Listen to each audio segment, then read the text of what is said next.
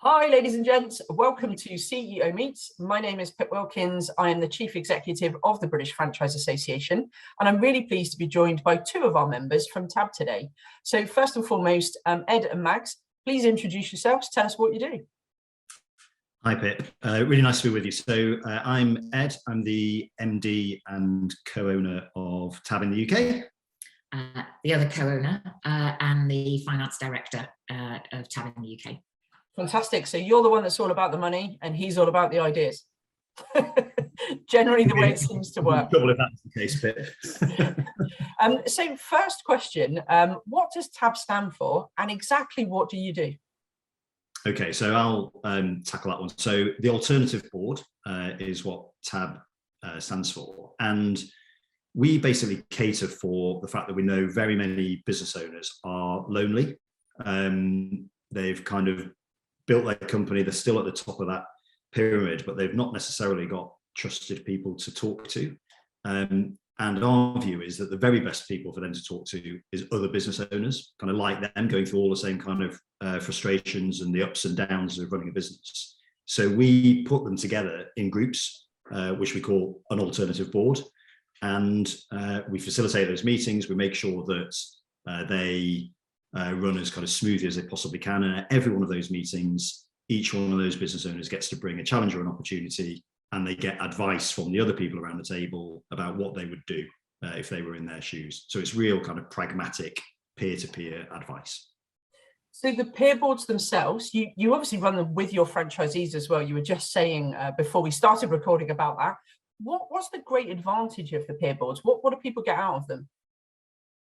Well, actually, for the sort of members, the business owners that join TAB and our franchisees in exactly the same way, I think, as Ed said, it's that it's the fact that they're not sitting on their own in a room trying to handle everything by themselves. They don't necessarily, they're not able to always talk to their employees, or some of them have their own board of directors. They need an unbiased opinion, and they definitely get that. Along with a whole sort of heap of challenge as well around the table. And with our franchisees in the same way, we recruit a franchisee who's in a protected territory. So lo and behold, we have a business owner who can potentially on their own.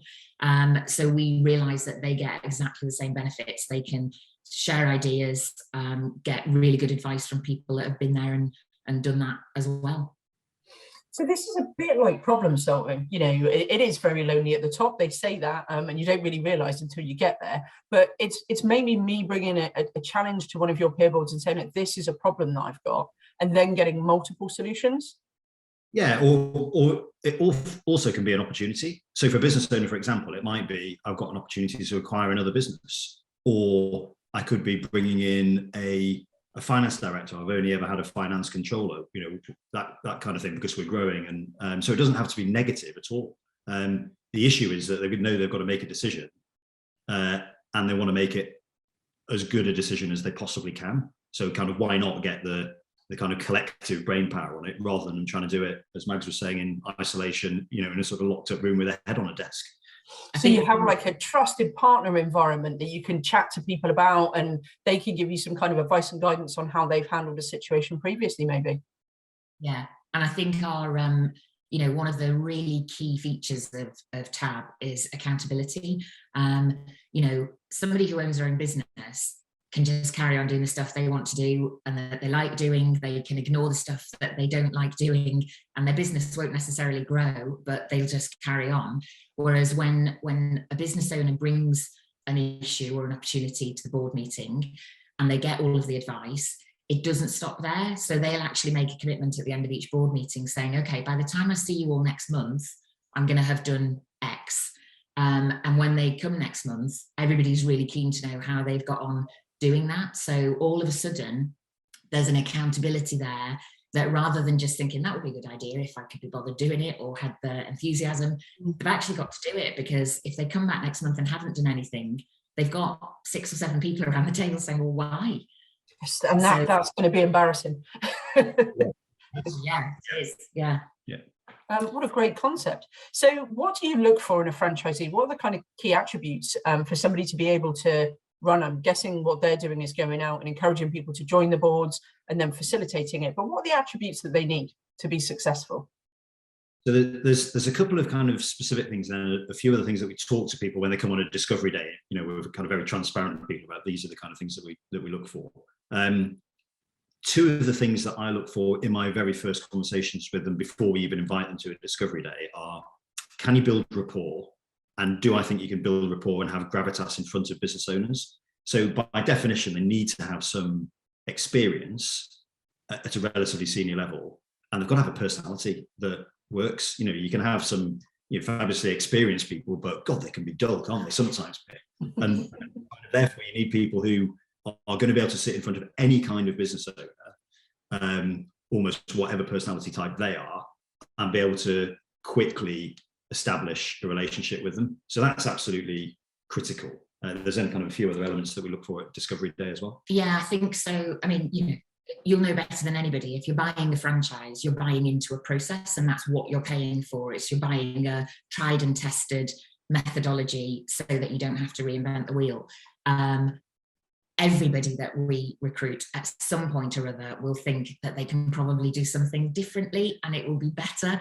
And then they generally come back and realize, actually, no, you're right. It was, so that sort of following the bouncing ball to a degree is quite important. And, you do sometimes have somebody on a discovery day who you absolutely know will from the get-go want to do their own thing. And that's great, but that's probably not a good reason for them to buy a TAB franchise. And then the other thing is, our whole business model is based on the premise of taking advice from other people. Mm-hmm. So they have to be open to that and realize that they don't know all of the answers. We have 30 franchisees in the UK and another sort of 10 people working with them. And we are really proud of that community. They collaborate, they work really well together and support each other. So if somebody isn't going to add something to that, there's not really much point them, getting their checkbook out, because, we've set the bar really high and we're not really in a rush to sort of lower that at all. So they really have to be, going to be a brilliant addition to that community. Well, I mean, arguably that bar keeps getting higher. That's and which is brilliant, but it does make it more difficult for people to kind of come through Discovery Day and us go, wow, we want them to join. But I think we've just got to stay true to ourselves on that, on the kind of people we want to work with. Now, since you got involved in the awards of the BFA, whenever I think TAB, I think of a bike. So talk to us a bit about the bike concept. Yeah, okay. So our belief is that anyone who owns a business should be very clear on the direction that business is going and where they want to get to personally. Otherwise, they're kind of not fully invested in doing the difficult stuff. So the bike analogy is the front wheel is someone's personal vision, which sets a direction. And the rear wheel is their company vision, which they kind of pedal furiously and drive hard in order to get to where they want to get to as the owner of the business. So that is the bike. I think it's a fantastic concept. I use it a lot now, so thanks for sharing that. Before we finish, I ask everybody the same question when I do a CEO meet, which is, what would be your top tip, and you are only allowed one each, for someone that's considering coming into franchising? Okay, mine would be, find a concept that you know that you can be passionate about and enjoy doing. Okay, Max? Would be just research and make sure you really understand the different options that are available to you. Fantastic. Thank you so much, both of you, for joining me today. It was so lovely to chat to you. Thanks, Pip. Nice to see you.